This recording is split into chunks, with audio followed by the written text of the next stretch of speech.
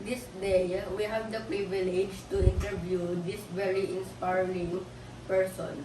He is here to tell us his inspiring story since he was 14 years old and forced to earn money to live his life.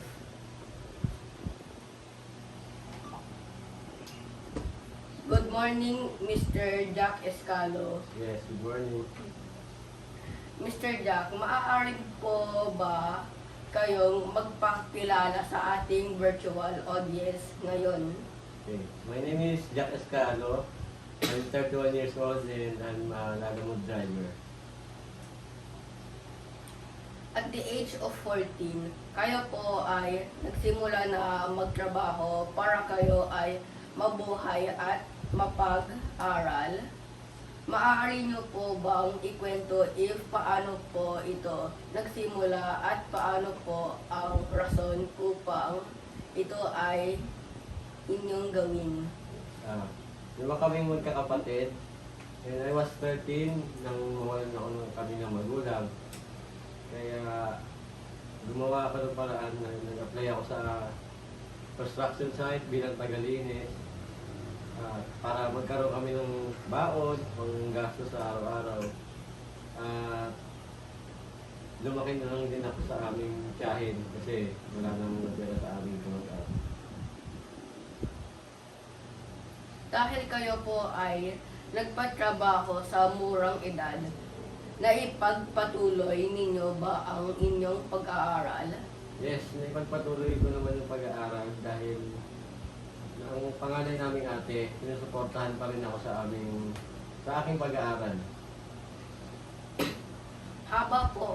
Habang po kayo po ay nagsa stage na nag-aral kayo, wala po ang inyong magulang. May pinagdaanan po kayo sa tingin ninyo na dapat hindi nangyari kung kayo po ay may magulang na gumabay. Yun sana, kung meron akong magulang that time, hindi ko na kailangan na maghanap buhay para makapag-aral. Nakakagaya ng iba mong bata na mag-uwi sa school, pwede pang maglaro. Ako, nagtatrabaho. Ganun. If tatanungin ka po ng isang life lesson, ano po ito ang ang maipapayo ninyo sa mga kabataan na sa ngayon? Wala na siguro masasaya sa isang buong pamilya.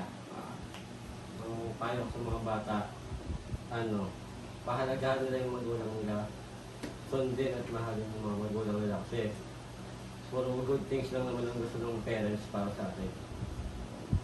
Thank you very much, Mr. Jack, sa pagpapaunlak mo sa amin. Maituturi ng isang inspirasyon sa marami ang inyong kwento. Maraming salamat po. Thank you very much. You're welcome.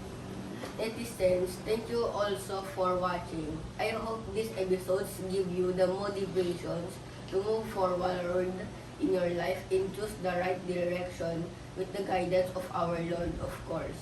Again, maraming salamat po. This is Jeds here and see you on our next episode.